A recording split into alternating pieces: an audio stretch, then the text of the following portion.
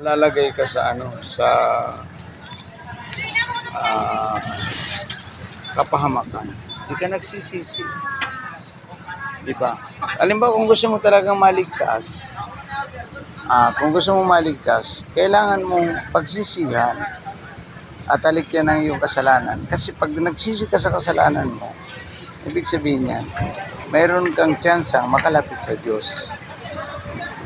Di ba makasalanan tayo?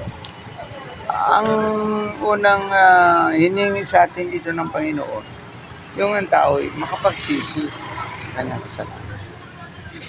Pag nakapagsisi sa kasalanan niya, ay tatanggapin siya ng Panginoon at tatanggapin mo rin sa iyong puso si Kristo, papasukin mo, magkakaroon ka ng buhay na walang hanggan, na pangako ng Diyos. Pangako ng Diyos sa mga sumampalataya sa Kanya.